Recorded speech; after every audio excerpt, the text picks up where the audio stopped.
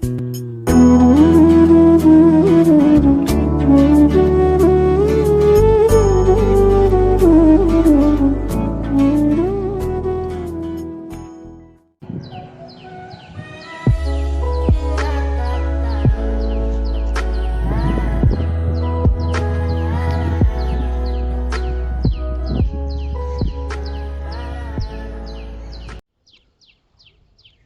good morning to all of you. This is the Bodhi ISPCS classes and I am Anonymous Bodhi. This is the second video of the video series, the book review by Anonymous Bodhi. Today we are going to discuss the new book, A Tale of Two Cities by Charles Dickens. This is very important book based on the French Revolution and very inspirational book. Previous video में हमने एक बहुत महत्वपूर्ण किताब discuss की थी जिसका नाम था मदर, एंड इस वीडियो में हम डिस्कस करने जा रहे हैं the tale of two cities. ये दोनों ही नोवेल जो है, एक नोवेल मदर नोवेल जो था वो रशियन रेवोल्यूशन पर बेस्ड था, ये नोवेल जो है फ्रेंच रेवोल्यूशन पर बेस्ड है। बेसिकली इसको पढ़ने वाले जो बेसिकली रीडर हैं वो दो तरह के हैं। एक तो जो यूपीएससी एस्पिरेंट हैं या फिर किसी ऐसी परीक्षा की तैयारी कर रहे हैं जिसमें वर्ल्ड हिस्ट्री पढ़ा जाता है, तो वर्ल्ड हिस्ट्री के पॉइंट ऑफ व्यू से जो है ये नोवेल पढ़ा जाता है। दूसरा ये है कि इसके अंदर जो कुछ कहानियाँ हैं, इंटरेस्टिंग कहानियाँ हैं, तो कहानी के तौर पर, स्टोरी टेलिंग के तौर पर जो है ये बुक पढ़ी जाती है। दोनों ही तरह से मैं जो है इसका रिव्यू देने की कोशिश करूँगा। इसका जो रेलेवेंस है, जो बुक रिव्यू की जो वीडियोज़ हम बना रहे हैं, क्या है वो मैं बता देता हूँ कि जब भी स्टूडेंट कोई बुक या फिर स्पेसिफिकली हिस्टोरिकल नोवेल पढ़ते हैं तो हिस्टोरिकल बैकग्राउंड में किसी नोवेल को पढ़ने के माध्यम से हमें उस स्टोरी को जो है ना बहुत आसानी से समझ पाते हैं। जैसे कि हमने मदर एक नोवेल डिस्कस किया था जो रशियन रेवोल्यूशन पर था, तो उससे क्या है कि रशियन रेवोल्यूशन को पढ़ने से पहले आप बहुत आसानी से जो है अगर मदर नोवेल पढ़ते हैं तो वो आसानी से समझ में आती है कि रशियन रेवोल्यूशन और उसके टाइम का जो सिचुएशन था, वो कंडीशन कैसा था। बिल्कुल वैसे ही फ्रेंच रेवोल्यूशन के बारे में मैं इस नोवेल को बताने से पहले कुछ बता देता हूँ, जो लोग नए हैं और बेसिकली स्टडी से नहीं जुड़े हुए हैं। तो फ्रेंच रेवोल्यूशन दुनिया की सबसे बड़ी क्रांतियों में से एक क्रांति है, एक रेवोल्यूशन है, जो कि 14 जुलाई 1789 में, मतलब कि 1789 जो है उस टाइम पर ये हुई थी। और इस घटना ने जो है बहुत बड़ी जो आइडियोलॉजिकल मेंटलिटी और टर्मिनोलॉजी जनरेट की हैं, तो वो कंट्रीब्यूशन जो है कहीं ना कहीं फ्रेंच रेवोल्यूशन का था। जैसे कि फ्रेंच रेवोल्यूशन ने पूरे वर्ल्ड को दिया है रिपब्लिकनिज्म, मतलब कि गणतंत्रवाद। तो ये फ्रेंच रेवोल्यूशन की ही देन है कि भाई मोनार्की सिस्टम पूरे वर्ल्ड से ख़त्म हुआ सबसे पहली बार राजतंत्रशाही जो है फ्रेंच रेवोल्यूशन के माध्यम से ख़त्म हो गई थी। ठीक है, तो इसका एक कंट्रीब्यूशन ये भी है। दुनिया के अंदर सबसे पहली बार लिबर्टी जैसे टर्म जो है हमें फ्रेंच रेवोल्यूशन से मिलते हैं। हमारे खुद के कॉन्स्टिट्यूशन से जो है फ्रीडम और लिबर्टी, रिपब्लिक जैसे शब्द जो हैं लिए गए हैं। कहीं ना कहीं इंस्पायर हैं फ्रेंच रेवोल्यूशन से। तो बड़ी क्रांतियों के बीच में जो है इसका नाम लिया जाता है फ्रेंच रेवोल्यूशन। नेपोलियन बोनापार्ट से भी रिलेटेड है, जो कि वर्ल्ड हिस्ट्री के सेशन में हम बहुत अच्छी तरीके से डिस्कस करेंगे। अभी फ़िलहाल हम इस बुक रिव्यू के बारे में बात करते हैं, इस बुक के बारे में बात करते हैं। चार्ल्स डिकेंस की ये किताब है, और ये जो किताब है बेसिकली दो शहरों पर बेस्ड है, जैसा कि इसका नाम है कि this is a tale of two cities. ये दो शहर हैं, लंदन और Paris. London is the capital of United Kingdom या ब्रिटेन, और Paris is the capital of France. तो बेसिकली ये बुक जो है 3 पार्ट में डिवाइडेड है, और मतलब इस बुक के अंदर हम कह सकते हैं कि 3 पार्ट हैं। ठीक है, ये तीनों पार्ट के जो टाइटल हैं ये अलग अलग तरीके से अपनी स्टोरी बयां करते हैं। जैसे कि बुक का पहला टाइटल है रिकॉल्ड टू लाइफ। तो recalled to life first book कहलाता है, उसमें कुछ चैप्टर दिए गए हैं। ठीक है, क्यों इसका नाम रखा गया आगे हम डिस्कस करेंगे। दूसरा है कि द गोल्डन थ्रेड। सेकंड जो इसका पार्ट है बुक का, वो है द गोल्डन थ्रेड। इसमें भी बहुत सारे चैप्टर दे रखे हैं छोटे छोटे। और थर्ड चैप्टर है the track of a storm. ठीक है, तो इस तरह से ये 3 पार्ट में ये बुक डिवाइडेड है। चार्ल्स डिकेंस ने इसे बहुत ही बेहतरीन तरीके से लिखा है, छोटे छोटे चैप्टर्स में डिवाइड करके। एक बेहतरीन स्टोरी को परोया है। इससे पहले मैंने ये भी किताब पढ़ी थी, तो मैं इससे ज़्यादा मेरे जो बुक स्टोर है उसमें इतना ज़्यादा मैंने पहले ही ले लिया था इसको, लेकिन अब जाके मैं इसे पढ़ पाया इसी लॉकडाउन में सही तरीके से, और ये मेरी फेवरेट लिस्ट में जो है पहुंच चुकी है किताब। बहुत ही अच्छी बुक है। इस तरह से जो है हमें फ्रेंच रेवोल्यूशन और उसके टाइम की जो है पूरी की पूरी गाथा को बताती है। ये हम जो है इस बुक रिव्यू के सेशन में देखेंगे। A tale of two cities by Charles Dickens. इस स्टोरी में शुरुआत जो होती है वो बेसिकली फ्रेंच रेवोल्यूशन से 4 या 5 साल पहले होती है। 1789 में बेसिकली ये रेवोल्यूशन होता है, लेकिन 1775 में ये कहानी की शुरुआत होती है, 1775 ईस्वी में। मिस्टर जार्विस लोरी नाम के एक करैक्टर से जो है इस बुक की जो है शुरुआत होती है।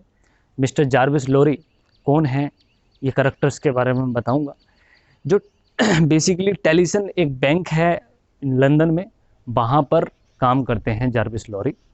तो ये जो बंदा है ये एक मिशन पर निकला हुआ है और फ्रांस जो है ये पहुंचता है, और फ्रांस में जाने के बाद में, ठीक है, जिस जगह पर जाता है तो वहाँ पर जाने से पहले वो एक लड़की से मिलता है जिसका नाम होता है लूसी मैनेट। ठीक है, तो लूसी मैनेट से मिलने के बाद में, ठीक है, जार्विस कहता है रिकॉल टू लाइफ, एक लेटर देता है जिस पर लिखा होता है रिकॉल टू लाइफ, और उसमें लिखा होता है कि तुम्हारे पिताजी अभी, जिन्हें तुम या पूरी दुनिया मरा हुआ समझती है, वो बेसिकली जिंदा हैं। और फ्रांस का जो किला है, ठीक है, बेस्टिल का किला, बहुत इंपॉर्टेंट किला है ये। फ्रेंच रेवोल्यूशन में इस किले में जितने भी मजदूर वर्ग था, जितना भी पीसेंट वर्ग था, ये सब के सब जो है मोनार्की सिस्टम ने, अरिस्टोक्रेसी ने कहीं ना कहीं उस किले में जो है इनको बंद करके रखा हुआ था। तो बेस्टिल के किले में 18 साल से तुम्हारे पिताजी जो है जेल में एक तरीके से बंद है, वो मरे नहीं हैं, और इस तरह से वो लेटर देते हैं। उसका नाम होता है रिकॉल टू लाइफ। तो इस बुक का पहला चैप्टर रिकॉल टू लाइफ इसी बेसिस पर पढ़ा हुआ है। जो जार्विस लोरी हैं वो लूसी मैनेट नाम की लड़की से जो है मिलते हैं, जो कि उनके पिता जो नाम है डॉक्टर मैनेट। ठीक है, अभी बात की जाएगी डॉक्टर साहब के बारे में। तो डॉक्टर मैनेट की बेटी है लूसी मैनेट। तो डॉक्टर मैनेट 18 साल से एक जेल में बंद है, एक किले में बंद है जिसका नाम था बेस्टिल। इस नोवेल के रिव्यू से पहले मैं जो है फ्रेंच रेवोल्यूशन में की बैकग्राउंड क्या है उसके बारे में बता देता हूँ। फ्रेंच रेवोल्यूशन में बेसिकली एक तरीके की लड़ाई है दो अलग अलग ग्रुप के बीच में, अमीर और गरीब वर्ग के बीच में। गरीब वर्ग में बीच में जो आता है वो पीसेंट और लेबर है। लेबर क्लास और पीसेंट क्लास जो है वो मोनार्की सिस्टम से लड़ाई करती है। मोनार्की सिस्टम के जो साथ में हैं वो है एरिस्टोक्रेटिक सिस्टम और रिच पीपल जितने भी हैं, कैपिटलिस्टिक जो लोग हैं, वो सारे के सारे लोग, तो वो जो है कहीं ना कहीं गरीबों का एक्सप्लोटेशन करते हैं बहुत बड़े पैमाने पर। जैसे कि कोई फ्यूडल सिस्टम होता है, जैसे भारत में सामंतवादी प्रथा थी, उसी तरीके से वहाँ पर जो है एरिस्टोक्रेटिक या फिर मोनार्क सिस्टम था। मोनार्क सिस्टम को ख़त्म करने के लिए 1789 में जो है कामयाबी मिलती है देश की जनता को, आम जनता को, गरीब लोगों को, कि फिर ये जो है जिसे हम फ्रेंच रेवोल्यूशन के रूप में कहते हैं। इस तरह से जो है फ्रेंच रेवोल्यूशन पूरे के पूरे वर्ल्ड में जो है 14 जुलाई 1789 में एग्जिस्टेंस में आती है। उसी टाइम का ये नोवेल है। डॉक्टर मैनेट जो हैं, जिसके बारे में मैं बता रहा था अभी, जिनकी बेटी है लूसी मैनेट, तो डॉक्टर मैनेट एक फ्रेंच रेवोल्यूशन में बहुत इम्पोर्टेंट एक तरीके से करैक्टर हैं, जो कि बताते हैं जो गरीब वर्ग है और जो पीसेंट वर्ग है उनके लीडर के तौर पर जाने जाते हैं। तो वो 18 साल से जो है कैद में बंद है। क्यों बंद है, उनका जो रीजन था वो एक इम्पोर्टेंट रीजन है जो मैं अभी आगे की स्टोरी में बताऊंगा। तो इस टाइम पर आपको बताया कि मैंने लोरी और जो लूसी हैं उनका एक तरीके से कम्युनिकेशन होता है पहले पार्ट में, और उस कम्युनिकेशन में लोरी कहते हैं कि वहाँ मतलब फ्रांस में जो है डिफार्ज नाम की एक फैमिली है, और डिफार्ज और मैडम डिफार्ज। तो वो जो फैमिली है वो आपकी कहीं ना कहीं पहले, बहुत पहले टाइम पर जो है नौकर थे, सर्वेंट थे। तो वो लोग जो है डॉक्टर मैनेट को, मतलब आपके पिताजी को बचा लेंगे बड़े आराम से, उन्होंने बचा लिया है। तो इतना जो है डिस्कशन होता है। तो इसमें नई स्टोरी में जो नए करेक्टर आते हैं वो डिफार्ज फैमिली आती है, डिफार्ज एंड मैडम डिफार्ज। तो वो डॉक्टर मैनेट को वहाँ से निकाल लेते हैं, और निकालने के बाद में एक जो उनकी बाइन शॉप है फ्रांस में, उस बाइन शॉप के जो ऊपर वाला जो टेरेस है, टेरेस के ऊपर एक छोटा सा कमरा है, अटारी है जिसे बोला गया है इस बुक के अंदर, वहाँ पर जो है डॉक्टर मैनेट को रख दिया जाता है। लोरी और लूसी मैनेट डॉक्टर साहब के पास तो लोरी और लूसी डॉक्टर साहब के पास पहुंचते हैं, और लूसी जो उनकी बेटी है डॉक्टर मैनेट की, वो मिलती हैं, और डॉक्टर मैनेट उन्हें पहचान नहीं पाते हैं। बेसिकली 18 साल से जो डॉक्टर मैनेट हैं वो कैद हो जाते हैं, मतलब कैद रहते हैं। इस वजह से उनका जो मेंटल सिचुएशन है, मेंटल जो कंडीशन है वो बहुत ज़्यादा बिगड़ चुकी है। मानसिक रूप से जो है डॉक्टर साहब क्या हो चुके हैं, बीमार हो चुके हैं, जिसकी वजह से अपनी बेटी को पहचान नहीं पाते हैं।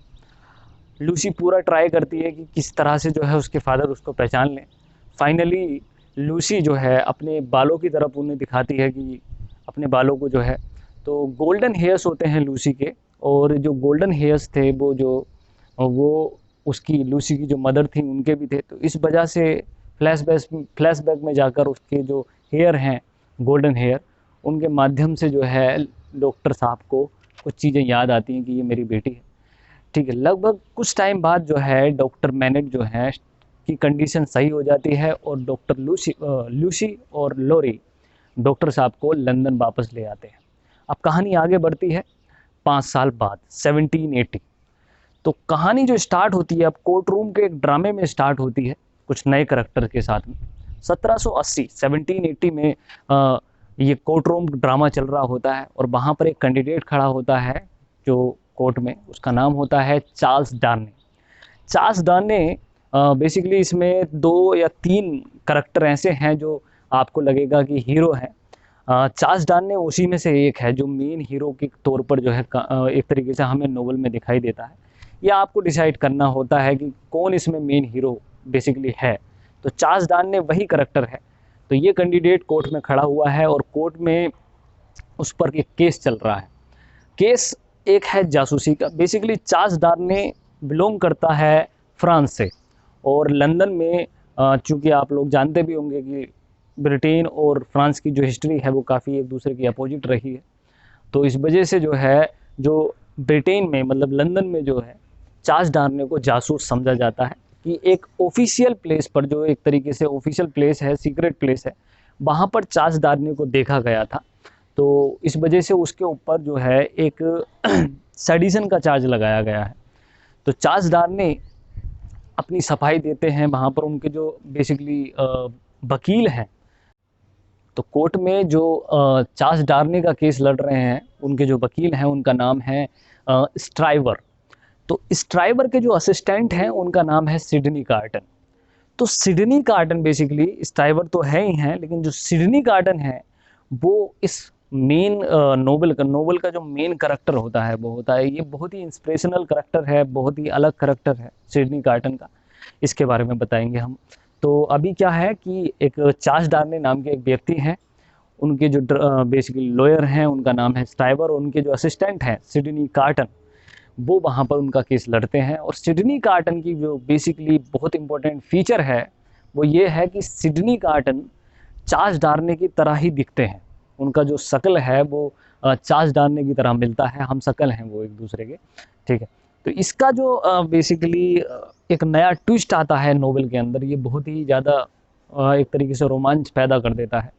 और लास्ट में इस ट्विस्ट का जो है बहुत बड़ा एक सस्पेंस भी खुलता है, वो बात करेंगे इसके बारे में। तो सिडनी कार्टन जो एक तरीके से असिस्टेंट ऑफ लॉयर हैं किसके, डॉक्टर चार्ल्स डार्ने के। तो कोर्ट में सिडनी कार्टन एक बहुत ही बेहतरीन दलील देते हैं। वो कहते हैं कि चार्ल्स डार्ने जिस जगह पर गए हुए थे, जिसको चार्ल्स डार्ने समझा जा रहा है, वो बेसिकली मैं ही था, सिडनी कार्टन। क्योंकि सिडनी कार्टन लंदन से बिलोंग करते हैं और चार्ल्स डार्ने फ्रांस से, तो लंदन से जो उसी कंट्री से बिलोंग करने वाला कैंडिडेट है, तो उस पर जो है जासूसी का कोई आरोप नहीं है, क्योंकि सिडनी कार्टन जो है एक वकील हैं। तो इसलिए सिडनी कार्टन इस चार्ज को अपने ऊपर लेते हैं, जो कि एक तरीके से केस बिल्कुल ख़त्म करने वाली दलील होती है। और इस तरह से सिडनी कार्टन यहाँ पर चार्ल्स डार्ने को बचा लेते हैं। तो इस तरह से चार्ल्स डार्ने जो है आज़ाद हो जाते हैं। अब नोबल का दूसरा रुख होता है, ठीक है। नोबल में एक नया करैक्टर आता है, करैक्टर का नाम होता है मार्किस सेंट एवरमोंट। तो मार्किस सेंट एवरमोंट जो है एक कैंडिडेट हैं और एक एरिस्टोक्रेट हैं, एक मोनार्की सिस्टम से बिलोंग करने वाले एक बहुत ही रिच पावरफुल कैंडिडेट हैं। तो वो अपनी बग्गी से बड़ी तेज स्पीड में जो है जा रहे हैं, बहुत ज़्यादा स्पीड में। तो वो बग्गी से जाता है और इस बग्गी, जो उसकी बग्गी है, घोड़े की जो बग्गी है, उससे जो है एक बच्चा आकर टकरा जाता है। बच्चे की ऑन द स्पॉट जो है मृत्यु हो जाती है, डेथ हो जाती है। और डेथ होने के बाद में वो अपनी बग्गी को रोकता है और बाहर निकलता है। तो जो किसान होता है गरीब, वो किसान जो है अपने बच्चे को हाथ में लेकर उसकी तरफ बढ़ता है। तो वो उसकी तरफ एक कॉइन उछाल कर फेंकता है कि ले लो, ये तुम्हारा कंपनसेशन है, ये तुम्हारा हट जाना है।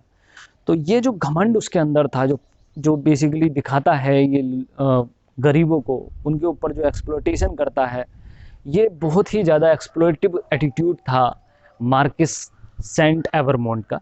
एवरमोंट फैमिली के बारे में मैं बता दूं कि एवरमोंट फैमिली जो है वो बहुत ही एक्सप्लॉयटेशन करने वाली फैमिली है फ्रांस में। और उस एवरमोंट फैमिली ने गरीब किसानों को, गरीब लोगों को बहुत ज़्यादा एक्सप्लॉयट किया। एक तरीके से जो कहते हैं ब्रूटल से ब्रूटल जो बिहेवियर हो सकता है, चाहे वो ग्लूटन को लेकर हो या फिर रेप को लेकर हो या कोई भी चीज़ें हैं, ये बड़ी बड़ी, ये कहीं ना कहीं इन पर्टिकुलर सेक्शन से बिलोंग करती थी। और मार्किस सेंट एवरमोंट उसी फैमिली से बिलोंग करता था। चीज़ें आगे बढ़ती हैं और मार्किस सेंट एवरमोंट वहाँ से चला जाता है। और क्योंकि उसे जो है एक अपने भतीजे से मिलना होता है, और उसका जो भतीजा होता है वो होता है चार्ल्स डार्ने, ठीक है। दोस्तों, ये एक सीक्रेट है नोवेल के अंदर कि चार्ल्स डार्ने एवरमोंट फैमिली से बिलोंग करता है, क्योंकि चार्ल्स डार्ने एक ऐसा करैक्टर है जो अपनी फैमिली को ही पसंद नहीं करता, क्योंकि उसे लगता है कि जो उसकी फैमिली है वो गरीबों का जो है शोषण करती है, बहुत बड़े पैमाने पर एक्सप्लॉइट करती है। इसलिए वो अपनी फैमिली से कोई नाता नहीं रखना चाहता है। और चार्ल्स डार्ने एक पॉजिटिव स्पिरिट के तौर पर काम मतलब इस नोवेल में दिखाई देता है, जबकि उसकी जो फैमिली है वो बहुत ही विलन के तौर पर दिखाई देती है। तो चार्ल्स डार्ने जब आता है वहाँ पर तो उसके चाचा जी उससे मिलते हैं, लेकिन आज चार्ल्स डार्ने जो यहाँ पर आया है वो यहाँ से सारे के सारे संबंध खत्म करने के लिए आया हुआ है।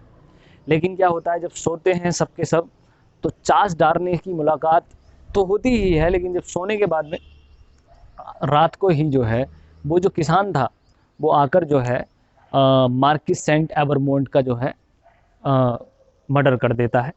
वो अपनी बच्ची के जो उसके बच्चे के साथ में उन्होंने किया था उसका बदला ले लेता है। इस तरह से नोवेल आगे बढ़ता है। कहानी जब आगे बढ़ती है और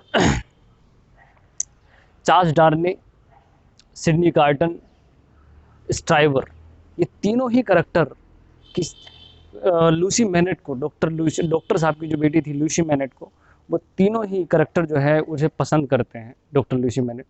तो ये तीनों ही कैंडिडेट इस पूरे के पूरे नोवेल में एक ही लड़की से प्यार करते हैं। इस तरह से जो है कहानी में और ट्विस्ट आने चालू हो जाते हैं। तीनों ही अलग अलग ख्याली पुलाव बनाना स्टार्ट कर देते हैं और अपने अपने विचारों में जो है उसे प्रपोज करना शुरू कर देते हैं। लेकिन फाइनली, क्योंकि स्ट्राइवर को जो है जो लोरी होता है वो पहले से आगाह कर देता है कि नहीं, आप ट्राई मत करो।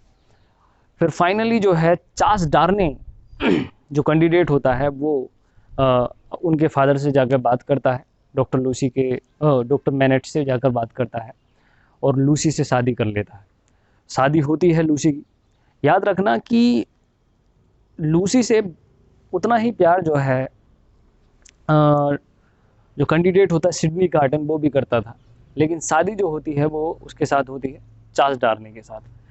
चार्ल्स डार्ने की जब शादी हो जाती है और जब वो घूमने के लिए जाते हैं तो उसी बीच में जो है डॉक्टर साहब को पता चलता है कि जो चार्ल्स डार्ने है उसका रियल नाम जो है चार्ल्स एवरमोंट है, और वो उसने झूठ बोला है, हमें छुपाया है। एवरमोंट फैमिली और डॉक्टर मैनेट के साथ में क्या रिलेशन है, ये एक सस्पेंस है जो मैं आपको बताऊंगा, जो बेसिकली इसके लास्ट वीडियो की सीरीज़ के लास्ट में होगा। तो इस तरह से वो जो है, तो जब इसे पता चलता है डॉक्टर को, तो डॉक्टर साहब पूरी तरीके से पागल हो जाते हैं और 9 दिन तक लगभग जो है वो जूते बनाने लग जाते हैं, फिर से वो कोबलर के तौर पर काम करने लग जाते हैं। उन्हें डॉक्टर जो लोरी होता है, जारविस लोरी, वो संभालता है इस बीच में और किसी तरह से बात को दबाने की कोशिश करता है और चीज़ें जो है मेंटेन हो जाती हैं। इस तरह से समय आगे बढ़ता है। लूसी और चार्ल्स डार्नी की जो है एक बेटी भी हो जाती है।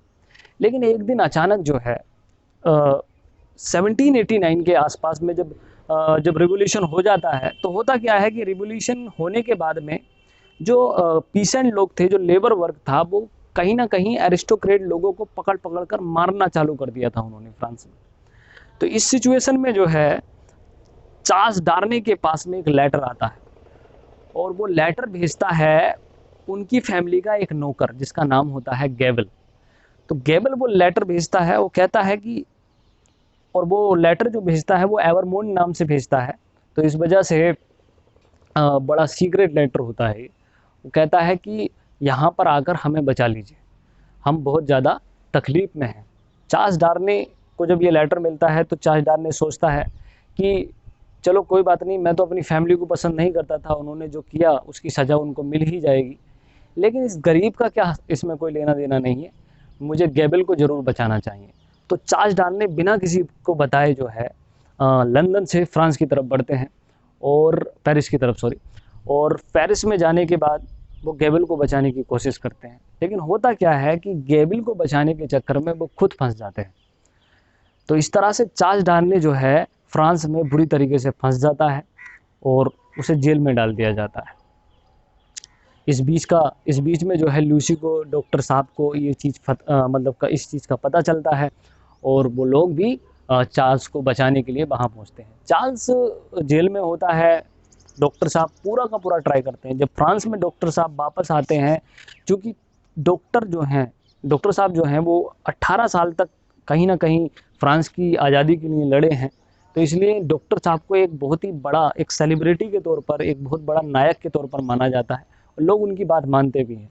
लेकिन चार्ल्स डार्नी एवरमोंट फैमिली से होने के नाते उन्हें इतना आसानी से नहीं बचा पाते, इसलिए चार्ल्स डार्नी को, डॉक्टर साहब को बचाने में पूरा का पूरा 1 साल लग गया।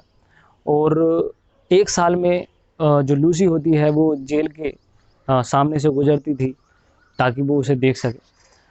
होता क्या है कि जिस दिन चार्ल्स डार्नी रिहा होता है उसी पर दूसरा चार्ज लग जाता है। ये बहुत बड़ा सस्पेंस इस नोवेल में आता है कि आखिर वो दूसरा चार्ज चार्ल्स डार्नी के ऊपर लगाया किसने, और वो भी इतना भयानक चार्ज जो कि एक एरिस्टोक्रेटिक और एक रेपिस्ट का चार्ज होता है। पूरे के पूरे फ्रांस में, पूरे के पूरे पेरिस में एक तरीके से एक बड़ी न्यूज़ निकल कर आती है कि आखिर चार्ल्स डार्नी को के ऊपर चार्ज किसने लगाया। अभी मैंने बताया कि चार्ज किसने लगाया था, इसके बारे में जो है कुछ बताते हैं कि अभी मैंने जिक्र किया था कि डिफार्ज फैमिली, जो कि डॉक्टर मैनेट की एक नौकर थी और बाइन शॉप अब फ्रांस में चलाती थी। जो डिफार्ज फैमिली थी वो जो किला था जहाँ पर डॉक्टर साहब 18 साल तक जो है बंद रहे, वहाँ जाती है और वहाँ जाने के बाद में एक चिमनी में जो है उसको एक लेटर मिलता है मैडम डिफार्ज को। मैडम डिफार्ज को जब वो लेटर मिलता है तो उसे बहुत बड़ा रहस्य जो है पता चलता है उस लेटर में जो लिखा होता है। तो कहानी आगे बढ़ती है और सीधे कोर्ट रूम में पहुंचती है। कोर्ट रूम में मैडम डिफार्ज निकल कर आती हैं और उस लेटर को पढ़ती हैं। ठीक है, चार्ल्स डार्नी के बारे में। चार्ल्स डार्नी कोर्ट रूम में खड़े होते हैं फिर से और डॉक्टर मैनेट उन्हें बचाने की कोशिश करते हैं और यहाँ पर सभी लोग आ जाते हैं और यहाँ पर जो एंट्री होती है इस कोर्ट रूम में, हाँ, कोर्ट रूम में फिर से जो है चार्ल्स डार्नी खड़े होते हैं और यहाँ पर लंदन से लगभग सभी जो अजीज़ होते हैं चार्ल्स डार्नी के वो आ जाते हैं। लूसी भी, डॉक्टर मैनेट भी, सिडनी कार्टन भी। सिडनी कार्टन चूँकि आज भी जो है लूसी से प्यार करता है और उसने वादा किया था कि मैं जो है हर एक कठिन समय में आपका साथ दूंगा, तो इसलिए सिडनी कार्टन भी जो है इस केस को लड़ने के लिए आते हैं। तो सिडनी कार्टन बचाने की कोशिश करते हैं लेकिन इस केस में बचा नहीं जा सकता। क्यों? क्योंकि अब जब लेटर जो है मैडम डिफार्ज पढ़ती है, ये लेटर इतना बड़ा रहस्य खोलता है, तो उस लेटर के बारे में क्या होता है देखते हैं कि लेटर पढ़ते हुए आती हैं डिफार्ज फैमिली और बोलती हैं कि जो उस लेटर में लिखा गया था डॉक्टर मैनेट के द्वारा, वही लिखा गया था कि जो एबरमोंट फैमिली है उसमें जो ब्रदर हैं, एबरमोंट ब्रदर जो कहलाते हैं, तो वो जो ब्रदर थे वो जो है गरीबों को परेशान करते थे। और उन्होंने क्या किया कि एक गरीब फैमिली जो किसान की फैमिली थी, पीसेंट की फैमिली थी, उसके घर पर जाकर, ठीक है, उसकी बेटी के साथ रेप किया और उसके बाद में जो है उसकी पूरी फैमिली को मार दिया, उसकी माँ को मार दिया, उसके बाप को भी मार दिया, उसकी पूरी फैमिली को जो है मार दिया। और उस लड़की के साथ इन दोनों एबरमोंट ब्रदर जो है उन्होंने गैंग रेप किया। इस तरह से जो है ये पूरे कोर्ट रूम में खुलासा होता है और इस पर्टिकुलर गैंग रेप के बारे में डॉक्टर मैनेट को पता चल जाता है 18 साल पहले। इसीलिए एबरमोंट ब्रदर जो हैं वो डॉक्टर साहब को पकड़कर एक जेल में डाल देते हैं और पूरी दुनिया को ये बता देते हैं कि डॉक्टर मैनेट अब नहीं रहे। इस तरह से जो है कोर्ट में जब ये पता चलता है तो बताया जाता है कि भाई किस तरह से चार्ल्स डार्ने का जो रिलेशन है वो एबरमोंट ब्रदर से है। एबरमोंट ब्रदर की जो औलाद होती है उसका जो है नाम होता है चार्ल्स डार्ने, ऐसा जो है कोर्ट में बोला भी जाता है और ये सच भी है। तो इस तरह से चार्ल्स डार्ने को एक विलन के तौर पर देखा गया और पेश किया गया। लेकिन यहाँ पर डॉक्टर मैनेट अपने आप को बड़ा रेगरेट फील कर रहे थे कि मेरी वजह से या मेरे इस लेटर की वजह से जो है एक अच्छा इंसान जो है आज सूली चढ़ने वाला है। ठीक है, कहानी बहुत ज़्यादा टेंस हो जाती है क्योंकि इसकी जो सज़ा होती है फ्रांस के अंदर वो होती है डेथ सेंटेंस। चार्ल्स डार्ने को फ्रांस की जो कोर्ट होती है, पेरिस की जो कोर्ट होती है, वो सजाए मौत मतलब डेथ सेंटेंस अनाउंस करती है और फाइनली चार्ल्स डार्ने को डेथ सेंटेंस दिया जाता है, जेल भेज दिया जाता है। लेकिन यहाँ पर सिडनी कार्टन बहुत बेचैन हो जाता है, उसे बहुत बुरा लगता है कि वो जो है चार्ल्स डार्ने जो कि लूसी का पति था उसे बचा नहीं पाया।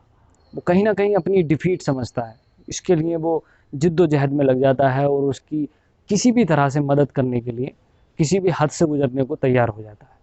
इस तरह से सिडनी कार्टन क्या करता है कि वो पता करता है कि आखिर डिफार्ज फैमिली ने ऐसा क्यों किया, इसके पीछे रीज़न क्या था। तो वो जो है डिफार्ज फैमिली के घर पे पहुंचता है, बाइन शॉप में छुप जाता है और वो जो मैडम डिफार्ज होती हैं उनकी सारी बातें सुनता है। मैडम डिफार्ज वहाँ पर बोलती हैं, उनकी बातों से जो पता चलता है उसको ये एक बहुत बड़ा खुलासा होता है। वो ये होता है कि जो मैडम डिफार्ज हैं दरअसल जो वो रेप विक्टिम लड़की होती है जिसके साथ गैंग रेप हुआ होता है और जिसकी फैमिली को ख़त्म कर दिया गया होता है, उसकी छोटी बहन होती है मैडम डिफार्ज। और वो अपनी छोटी बहन जो बच जाती है किसी कारणवश, वो अपनी पूरी फैमिली का बदला जो है एबरमोंट फैमिली से ले रही थी। और एबरमोंट फैमिली के साथ साथ में वहाँ पर मैडम डिफार्ज ये कहती हैं कि हम ना सिर्फ चार्ल्स डार्ने को जो है सूली पर चढ़वाएंगे बल्कि मैं जो है लूसी और उसकी जो बेटी है उसको भी ख़त्म कर दूंगी। क्यों? इसके माध्यम से इनकी जो पूरी की पूरी पीढ़ी है और इनका जो पूरा का पूरा ब्लड रिलेशन है वो ही ख़त्म हो जाएगा। ये बाइन शॉप की ये सारी बातें सिडनी कार्टन सुन लेता है और फिर एक प्लान बनाता है, एक मास्टर प्लान। सिडनी कार्टन का जो प्लान होता है वो ये होता है कि वो सबसे पहले जाकर जार्विस लोरी से मिलता है और कहता है कि तुम जो है एक गाड़ी तैयार रखना और इन लोगों को जो है हमें किसी भी हाल में लंदन पहुंचाना है। और फिर सिडनी कार्टन एक बहुत बड़ा डिसीजन लेता है। वो क्या करता है कि वो जिस जेल में जो है चार्ल्स डार्ने होता है उस जेल में जाता है, किसी तरह से पहुंचता है। पहुंचने के बाद में चार्ल्स डार्ने को जो है बेहोश कर देता है और बेहोश करने के बाद में चार्ल्स डार्ने के कपड़े खुद पहन लेता है और वो चार्ल्स डार्ने की जो बॉडी है वो बाहर निकलवा देता है। बेसिकली मैंने आपको बताया था शुरुआत में ही कि चार्ल्स डार्ने और सिडनी कार्टन का जो चेहरा है वो एक दूसरे से मिलता जुलता है, हमशक्ल हैं वो, और जिसकी वजह से चार्ल्स डार्ने को सिडनी कार्टन को ये लगता है कि मैं जो है इनकी जान बचा सकता हूँ। और फाइनली ये बहुत बड़ा और मार्मिक इशू होता है इस पूरे के पूरे नॉवेल का, और जो लैंडमार्क इशू भी है कि ये फाइनली जो है एक वो आप चाहें वो लव अफेक्शन की वजह से हो या एक ह्यूमैनिटी की वजह से हो या फिर एक तरीके से काइंड नेचर की वजह से हो, जो सिडनी कार्टन इतना बड़ा सेक्रीफाइस करता है। सिडनी कार्टन जो है फाइनली ये डिसीजन लेता है और खुद जो है चार्ज डालने की जगह पर अपने आप को पहुंचा देता है। इस बीच क्या होता है कि लूसी जो है एक गन लेकर जो है पहुंचती है। इस तरह से कहानी आगे बढ़ती है और मैडम डिफार्ज इस बीच लूसी के पास में गन लेकर पहुंचती हैं उसको ख़त्म करने के लिए। लेकिन होता क्या है कि लूसी की जो मेड होती है, मेड सर्वेंट, जिसका नाम होता है प्रोज, मिस प्रोज से उसकी हाथापाई होती है, छीना झपटी होती है। जिस छीना झपटी में जो है वो बंदूक निकालती है लूसी, सॉरी, डॉक्टर डिफार्ज, मैडम डिफार्ज। और मैडम डिफार्ज जब वो बंदूक निकालती है और मैडम डिफार्ज की वो बंदूक हाथापाई में जो है उनको खुद ही लग जाती है और मैडम डिफार्ज ऑन द स्पॉट मर जाती है। और लूसी जो है उन्हें, सॉरी, जो मिस प्रोज हैं वो उन्हें बहुत सावधानी से जो है गाड़ी तक पहुंचा देती है। और इस तरह से जो है जो डिफार्ज फैमिली होती है वो बेसिकली कहीं ना कहीं हार जाती है। और जो चार्ल्स डार्ने हैं, जो लूसी है उनकी बच्ची है, वो बच जाती है। फाइनली नोवेल के लास्ट सेक्शन में आते हैं जहाँ पर सिडनी कार्टन जो है पूरे के पूरे पब्लिक एजुकेशन के तौर पर लाया जाता है। सिडनी कार्टन को जब सामने लाया जाता है तो वहाँ पर एक बड़ा मतलब एक मशीन होती है, ग्लोटिन। ये जो ग्लोटिन मशीन है ये बेसिकली किसी भी इंसान को ख़त्म करने के लिए बनाई गई थी। इसमें एक बड़ा सा ब्लेड लगा होता है और उसके बीच के सांचों में जो है इंसान के जो है गर्दन को रखा जाता है और उससे ऊपर से डाल दिया जाता है और इस तरह से लोग जो है बड़ी आसानी से ख़त्म हो जाते थे। ग्लोटिन बहुत एक पॉपुलर टर्म था, आप इसे देख सकते हैं। और ग्लोटिन पर जब उसके सर को रखा जाता है तो वो हंसते हुए मुस्कुराते हुए जो है सिडनी कार्टन कहता है कि मैंने अभी तक जितने काम किए हैं उन सभी कामों में सबसे बेहतरीन काम मैं आज करने जा रहा हूँ, ठीक है। और ये जो है मेरी ज़िंदगी का सबसे बेहतरीन काम है, मैं अपनी ज़िंदगी को किसी के लिए त्यागने जा रहा हूँ। इस तरह से नोवेल की जो है यहाँ पर समाप्ति होती है। और चार्ल्स डिकन का ये जो नोवेल है बहुत सारी बातें हमको सिखाता है। So finally a tale of two cities जो नोवेल है, इसको जो है रीडर्स को क्यों पढ़ना चाहिए, आखिर क्यों ये जो है बुक इतनी इम्पोर्टेंट है, इसके बारे में मैं कुछ बातें आपको बता देता हूँ। जैसे कि ये एक हिस्टोरिकल नोवेल है और वर्ल्ड हिस्ट्री के स्टूडेंट्स के लिए तो ये बहुत ज़्यादा ज़रूरी है ही, चाहे वो यूपीएससी के हों, यूपीपीसीएस के हों, या किसी भी जो प्रिपरेशन वर्ल्ड हिस्ट्री से रिलेटेड कर रहे हैं उनसे रिलेटेड हो। इसके अलावा इंग्लिश लिटरेचर, चाहे वो एमए से हो या फिर कहीं पर भी जो इंग्लिश लिटरेचर का सेक्शन है उसमें भी ये बुक बहुत इंपॉर्टेंट है। दो अलग अलग सब्जेक्टों में जो है ये नोवेल पढ़ाया जाता है, वर्ल्ड हिस्ट्री में और इंग्लिश लिटरेचर में, दोनों में ही जो है इस किताब की ख्याति बहुत ज़्यादा है। इस किताब की जो पॉपुलैरिटी है हम इस चीज़ से समझ सकते हैं कि इस किताब की अब तक 20 मिलियन जो है बुक्स छप चुकी हैं, मतलब कॉपी छप चुकी हैं। ये अपने आप में एक रिकॉर्ड है बहुत अच्छा इस बुक से रिलेटेड। और ये क्यों पढ़ने चाहिए, तो एक तो सेक्शन है कि हिस्टोरिकल नोवेल है, बहुत नॉलेजेबल है और हमें कहीं ना कहीं फ्रेंच रेवोल्यूशन की पूरी बैकग्राउंड को जो है ये बहुत डिटेल में बताता है। दूसरी चीज़ ये है कि एक रोमांटिक स्टोरी के तौर में भी जो है कहीं ना कहीं ये लोगों को बहुत पसंद आया है नोवेल। कहीं ना कहीं इसकी जो स्टोरी है वो बहुत ही ज़्यादा एक डिफ़ाइन करती है ट्रू लव को। सिडनी कार्टन के जो सेक्रीफाइस को जो है जो डिफ़ाइन किया गया है इसमें बहुत ही बेहतरीन है। इसके अलावा तीसरी जो सबसे बड़ी बात इस नोवेल की अगर मैं बता सकता हूँ कि ये है कि इसमें जो एरिस्टोक्रेसी है, मोनार्की सिस्टम है और फ्यूडलिज्म, जो बेसिकली जो अमीर वर्ग, एक तरीके से मैं बोलूँगा इस कुलीन वर्ग की जो जो क्रूएलिटी है उसको बहुत बेहतरीन तरीके से पेश करता है नोवेल। कितना क्रूअल कोई व्यक्ति हो सकता है, इसमें चार्ल्स डिकन ने रेप को बहुत अच्छी तरह से डिफ़ाइन किया है, एक्सप्लॉयटेशन को बहुत अच्छी तरीके से डिफ़ाइन किया है कि कैसे। और ये फ्यूडलिज्म सिर्फ फ्रांस तक सीमित नहीं था, ये पूरे ऑल ओवर वर्ल्ड में है और इंडिया में भी इसको फ्यूडलिज्म के तौर पर, सामंतवाद के तौर पर देखा जाता था। वो सारी बातें जो कहीं ना कहीं हमें पुराने तौर पर दिखाई देती थी कि एक लंबे लंबे जूते पहनकर एक ज़मींदार आता था, कोड़े लेकर, घोड़ा लेकर, वो कहीं ना कहीं फ्यूडलिज्म को जो है रिप्रेजेंट करने वाली सिचुएशन थी, वो इस नोवेल में बहुत अच्छी तरीके से दिखाई गई है। चौथी जो चीज़ है इस पर्टिकुलर नोवेल में वो ये है कि हमें ये लेसन देती है कि हम चाहें इस पूरे के पूरे जीवन में, लाइफ में कुछ भी करते हैं, वहाँ पर कहीं ना कहीं लॉ ऑफ कर्मा काम करता ही करता है। हम जो करते हैं, जो हमारे कर्म हैं, वो कहीं ना कहीं वो हमारे सामने ज़रूर आते हैं, चाहे वो किसी भी तरह से आए।